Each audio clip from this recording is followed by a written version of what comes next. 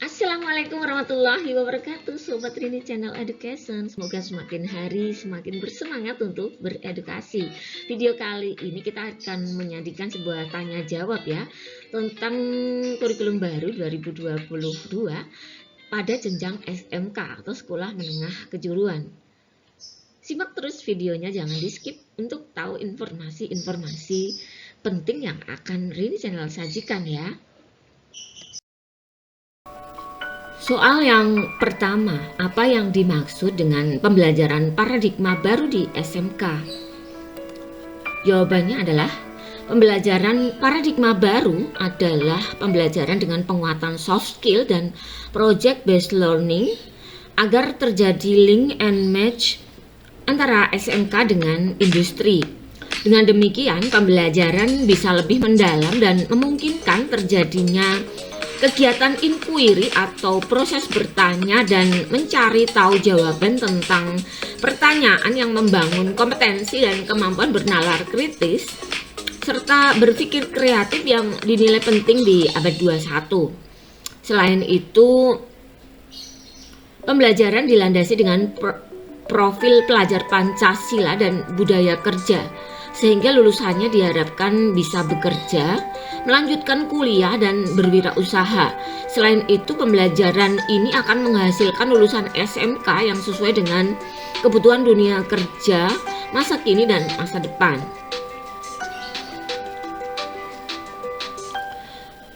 Lalu, apa bedanya antara kurikulum pembelajaran paradigma baru dengan kurikulum SMK yang lama? Jawabannya adalah perbedaan pembelajaran paradigma baru dengan kurikulum yang lama. Salah satunya adalah terdapat struktur kurikulum, yaitu mata pelajaran yang semula diorganisasikan dalam 3 kelompok, yaitu muatan nasional, muatan kewilayahan, dan muatan peminatan kejuruan, kini disederhanakan menjadi 2 kelompok, yaitu kelompok umum dan kelompok kejuruan. Serta ada proyek penguatan profil Pancasila dan budaya kerja. Kelompok A adalah kelompok mata pelajaran yang berfungsi untuk membentuk peserta didik menjadi pribadi yang utuh sesuai dengan fase perkembangannya berkaitan dengan norma-norma kehidupan, baik sebagai makhluk yang berketuhanan yang Maha Esa, individu sosial warga negara Kesatuan Republik Indonesia, maupun sebagai warga negara dunia. Kelompok B, kelompok kejuruan, adalah kelompok mata pelajaran yang berfungsi untuk membentuk peserta didik sebagai individu agar memiliki kompetensi sesuai dunia kerja serta ilmu pengetahuan, teknologi, seni, dan budaya. Proyek penguatan profil pelajar Pancasila dan budaya kerja. Proyek penguatan profil pelajar Pancasila adalah pembelajaran lintas disiplin ilmu untuk mengamati dan mencarikan solusi terhadap permasalahan di lingkungan sekitar melalui kegiatan proyek ya. Proyek penguatan profil pelajar Pancasila memberikan kesempatan bagi peserta didik untuk belajar dalam struktur proyek belajar yang fleksibel, kegiatan belajar yang lebih interaktif, terlibat langsung dengan lingkungan sekitar, serta menyiapkan peserta didik di dunia kerja.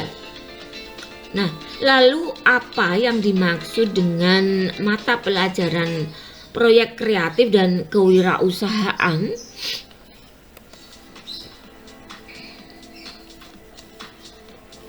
Mata pelajaran proyek kreatif dan kewirausahaan merupakan wahana pembelajaran bagi peserta didik untuk mengaktualisasikan dan mengekspresikan kompetensi keahlian yang dikuasai pada kegiatan pembuatan produk atau pekerjaan layanan jasa secara kreatif dan bernilai ekonomis. Contohnya, misalnya dalam agribisnis pertanian, pembenihan ikan, peserta didik baik secara kelompok maupun perseorangan melalui pesanan dari masyarakat atau tidak, membuat proyek untuk memproduksi bibit ikan.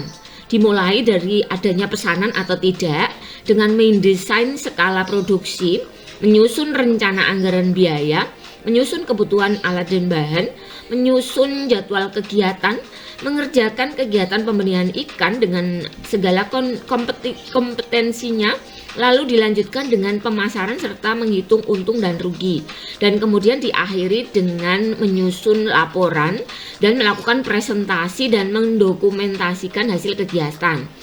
Contoh lain misalnya pada bidang hospitality termasuk proyek EduTel. Pada multimedia terdapat proyek pembuatan animasi yang digunakan industri.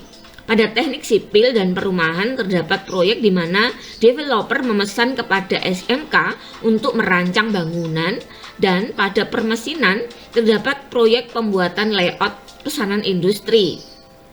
Nah, lalu pertanyaan berikutnya, apa itu mata pelajaran informatika dan apa manfaatnya? Nah, ada atau tidak, mengingat di kurikulum yang lalu ini TIK menjadi mata pelajaran pilihan ya. Mata pelajaran informatika berisi berbagai kompetensi untuk menunjang keterampilan berpikir kritis dan sistematis guna menyelesaikan beragam persoalan umum ya, meliputi penerapan logika proposisi, berpikir komputasional, penerapan teknologi informasi dan komunikasi, penggunaan sistem komputasi, penggunaan jaringan komputer dan internet, penerapan keamanan data dan informasi, analisis data, penerapan algoritma, pemrograman, memahami dampak sosial informatika, dan penerapan teknologi digital industri. Nah, mata pelajaran ini nanti bermanfaat untuk memperkenalkan pada para peserta didik SMK untuk dunia teknologi masa depan ya, khususnya di era ekonomi digital. Jadi fungsi dari pelajaran informatika nanti diarahkan untuk bagaimana guru menerangkan ya bagaimana dunia teknologi masa depan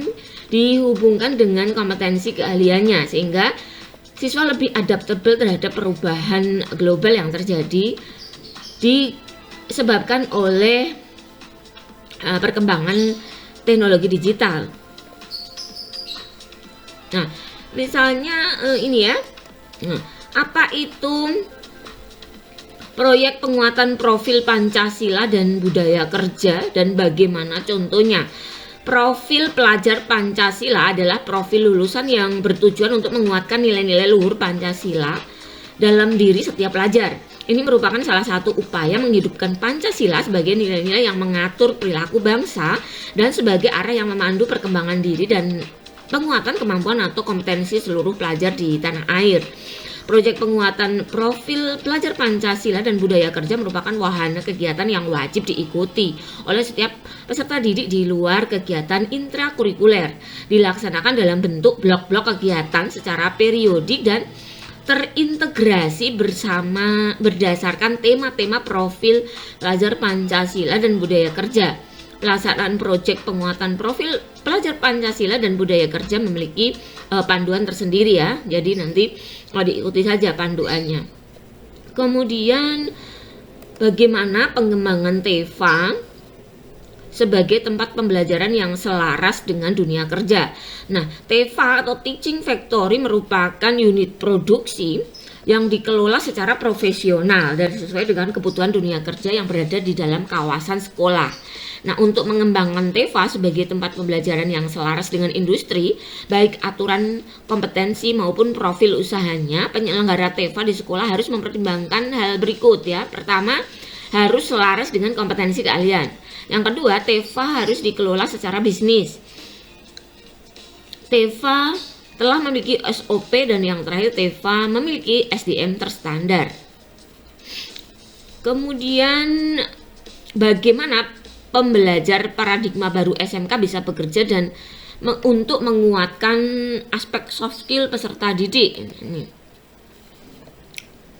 Pembelajaran paradigma baru SMK menguatkan aspek soft skill dengan memberikan pemahaman yang holistik ke peserta didik terkait dengan peluang kerja masa depan ya, kebutuhan global dan passion, sehingga peserta didik memiliki arah yang jelas ketika mempelajari sesuatu.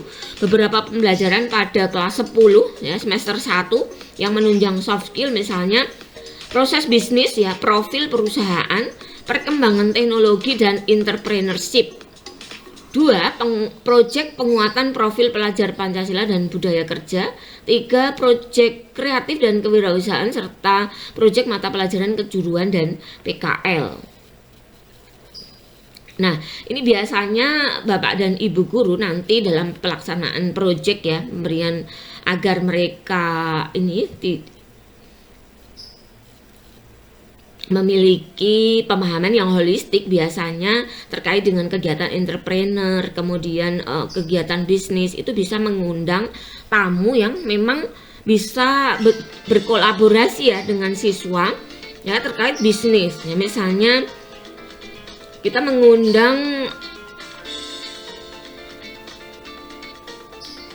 kantor pos ya yang memiliki usaha yang menjalin mitra-mitra kerja ya, terkait dengan pengiriman misalnya. Jadi menggunakan aplikasi tertentu sehingga siswa tidak lagi membayangkan, tetapi memang bisa langsung mendaftar dan bermitra. Nah, seperti itu. Jadi penjalin mitra-mitra dengan banyak sekali relasi yang memang sudah terjun di dalam bisnis yang selaras dengan kompetensi keahliannya. Nah, demikian ya. Nah, bagaimana? Seru bukan? Jadi terus simak video-video dari Rini Channel Education untuk mengetahui perkembangan edukasi di Indonesia. Dan jangan lupa, yang belum subscribe silahkan subscribe untuk mendukung Rini Channel Education supaya Rini Channel Education semakin hari semakin bersemangat lagi untuk memproduksi video-video baru ya. Jangan lupa simpan linknya dan share ke teman-teman terbaik Anda, relasi Anda, partner Anda, sehingga lebih banyak yang tahu tentang edukasi, perkembangan edukasi di Indonesia. Nah, terima kasih untuk selalu setia menonton Rini Channel Education ya. Assalamualaikum warahmatullahi wabarakatuh.